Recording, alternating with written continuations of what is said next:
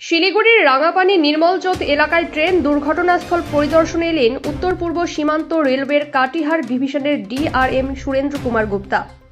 মঙ্গলবার সকালে তিনি ওই এলাকায় যান এবং বর্তমানে ট্রেন লাইন স্বাভাবিক করার যে কাজ চলছে তা খতিয়ে দেখেন। সংবাদ মাধ্যমের মুখোমুখি হয়ে তিনি জানান, দুর্ঘটনার পর থেকেই রেলকর্মীরা তৎপরতার সঙ্গে বিপর্যয় মোকাবিলা এবং লাইন স্বাভাবিক করার কাজ শুরু করে। जिनके बाद जो दुर्घटना हुई थी उसके बाद से लगातार रेल कर्मचारी काम कर रहे थे और बहुत मेहनत से उन्होंने जितने इन्फ्रिंजमेंट वगैरह था सबको हटाया। और जैसा कि आपने देखा था कि कल शाम को 6:30 बजे जो अप लाइन थी उसको फिट दिया गया था डीजल से चलने के लिए, और डीजल से बहुत सारी ट्रेनें आपने चलते हुए भी देखी होंगी। अभी सुबह में 7:30 बजे के आसपास में जो डाउन लाइन थी उसको भी फिट दे दिया गया, उससे इलेक्ट्रिक लोगों के साथ में ट्रेन चलेगी और यह काम 24 घंटे के अंदर में कर दिया गया है। रेल कर्मचारियों ने बहुत मेहनत से काम किया है। গতকাল সন্ধ্যের মধ্যেই আপ লাইনে ডিজেল ইঞ্জিন দিয়ে ট্রায়াল রান হয়। এদিন সকালে ডাউন লাইনেও ইলেকট্রিক লোকো দিয়ে ট্রায়াল হয়।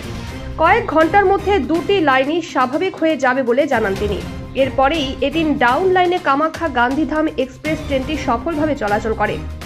মূলত ডাউন লাইনে সোমবার শিলিগুড়ির ফাঁসি দেওয়ার কাছে নিজ বাড়িতে দুর্ঘটনার কবলে পড়ে কাঞ্চনজঙ্ঘা এক্সপ্রেস।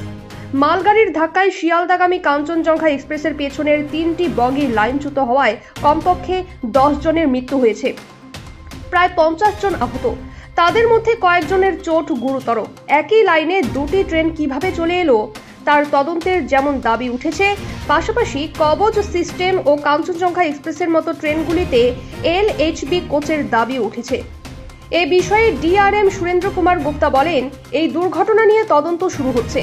সোমবার এবং মঙ্গলবার দুদিনের প্রত্যক্ষদর্শী রেলকর্মী সহ সকলকে জিজ্ঞাসাবাদ করা হবে। কিছু গাফিলতির অভিযোগ উঠে এসেছে, তা যাচাই করে দেখা হবে বলে জানান তিনি।